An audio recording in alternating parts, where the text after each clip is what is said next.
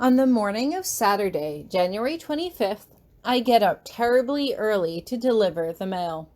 As I'm walking through the hall, I see a light in the room up ahead.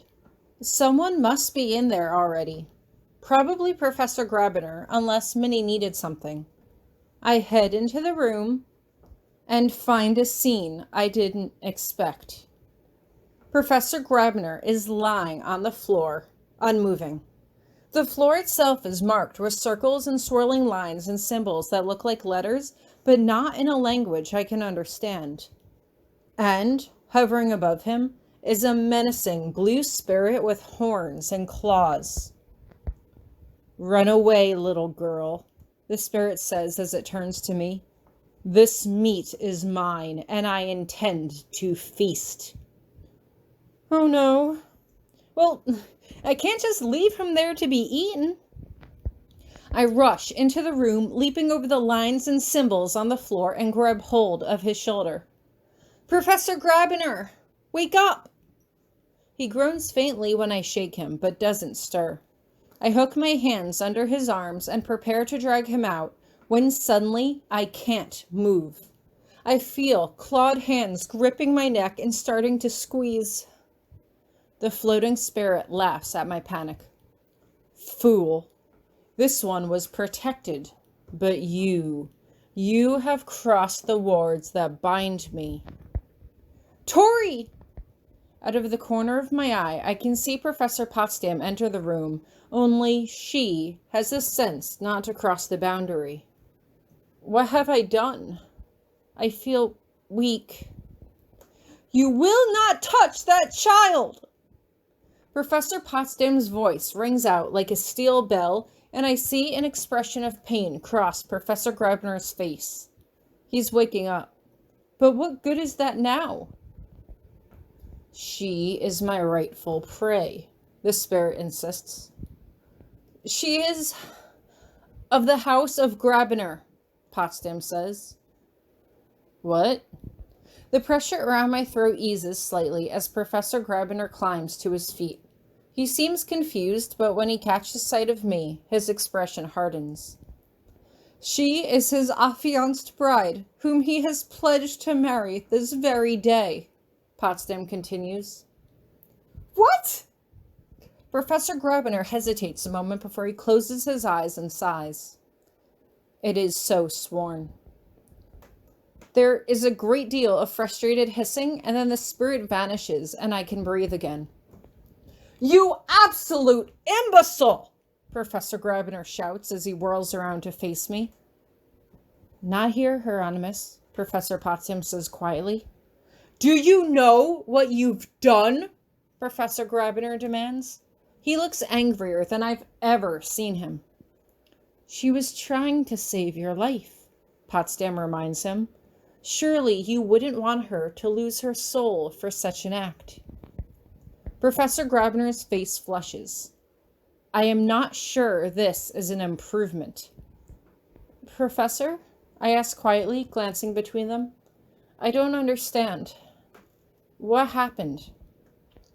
"In the future, Miss Brown, you should learn not to meddle with things you do not understand," Professor Grabiner snaps. "Not here, please," Potsdam continues in that same soft tone. "We should speak away from the watch. I will take her away and explain. We will see you again at noon." Professor Grabiner huffs. As I appear to have little choice, Professor Potsdam leads me into another classroom, empty and unused for the weekend. "What happened?" I repeat. "What's going on?" Professor Grabiner recently came into possession of a manus, a guardian spirit sworn to the service of his family line, Potsdam explains. He has been experimenting with it. When you crossed the containment wards, it began to feed on you. The only way to save you was to cause the spirit to recognize you as a rightful member of the family it serves. Right, but that was just to fool it, right? I'm not really engaged to Professor Grabiner. "Oh, my dear," Professor Potsdam shakes her head. A wizard's word is binding. A Manus would not be fooled by simple trickery. Therefore, you will have to marry him. Today." "What?" I asked blankly. "But he's my teacher, and I'm only 16, and he doesn't even like me." "But you tried to save him, and now he is saving you." She claps her hands together. "Isn't that romantic?" I can't help but cringe. Professor Grabiner is going to kill me. Really, his bark is worse than his bite. Haven't you noticed that by now? I hesitate, staring at the tops of my shoes as I shake my head. There has to be some other way. "No," Professor Potsdam says firmly. "The oath has been given. To break that now would cost his magic and your life. This isn't forever.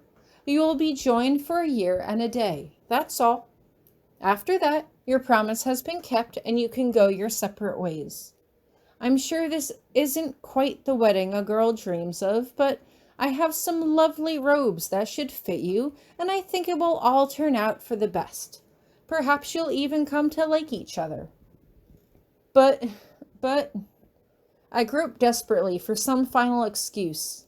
Anything to make the difference.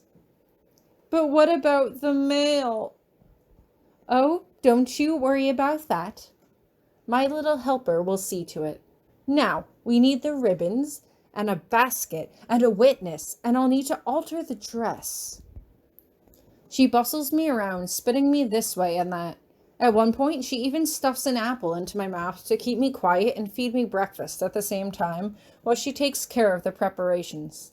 I'm not allowed to leave the room, and most of my questions are brushed aside or answered with weird specifics that don't make any sense.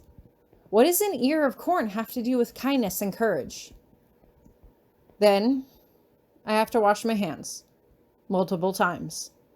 At last, she hands me a bundle of creamy white fabric and tells me to try it on. After the dress has been adjusted with a final touch of black magic, Professor Potsdam leads me through a hidden door to a narrow stone corridor. This hardly seems like a romantic location for a wedding. But then, this isn't a romantic wedding. My wedding. Not a dream, but a nightmare. The stairs lead to a wide-open room, lit with candles, a haunted horror basement waiting for its sacrifice. The stone floors appear clean, at least. The ceremony will be held here, in the dark dungeons, so that no one will find out. Except for Minnie. As freshman class president, she was summoned to be an official witness for the ceremony. Professor Potsdam trusts her to keep the secret. She squeezes my hands and tries to smile, then steps away. It's almost time. I hear someone cough behind me, and I turn to see... Whoa. He looks so different without his book and hat. Instead of his usual robes, he is wearing a ceremonial garb interspersed with a colorful fuchsia and orange gradient, while an orange sash sits about his shoulders. He glowers at me, and I realize that I'm staring. I quickly turn away, feeling flushed. Professor Potsdam claps her hands. Shall we begin? I'm afraid to look, but I hear Professor Grabiner grunt a vague agreement next to me. Come and stand with me, then. We walk in step across the dark stone floor, each of us carrying a basket.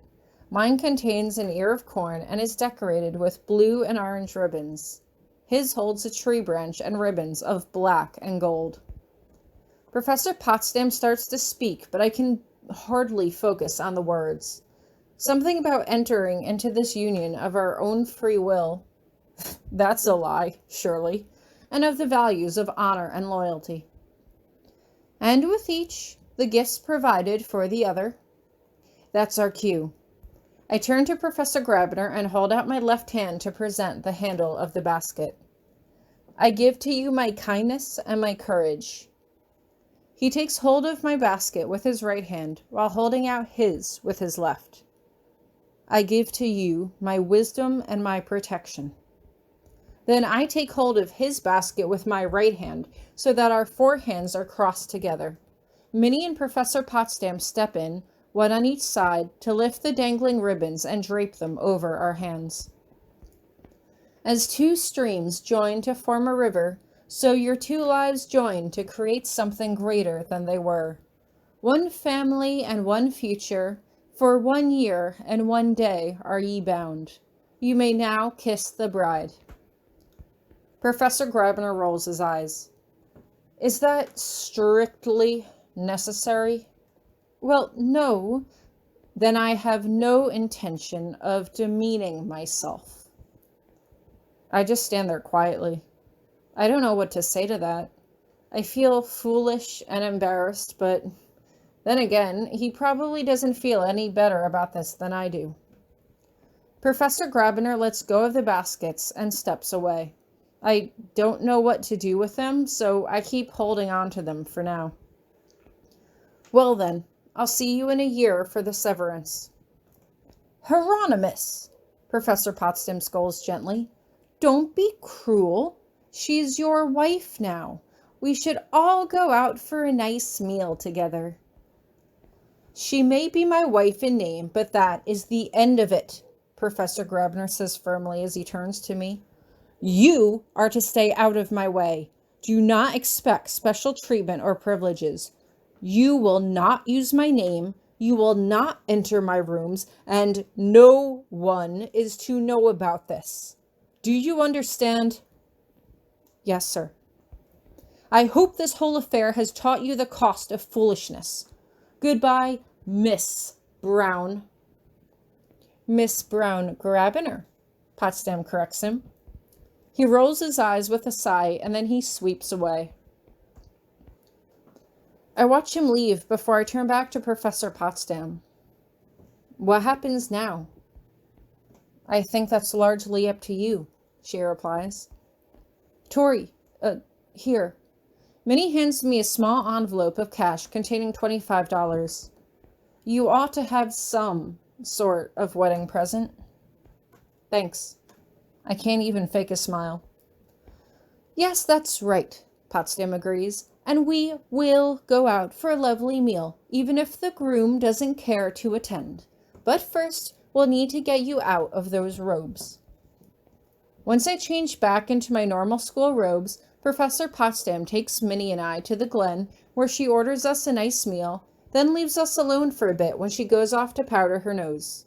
Really, she showed us the sparkly powder. While she's gone, Minnie shifts over to sit beside me. Are you all right?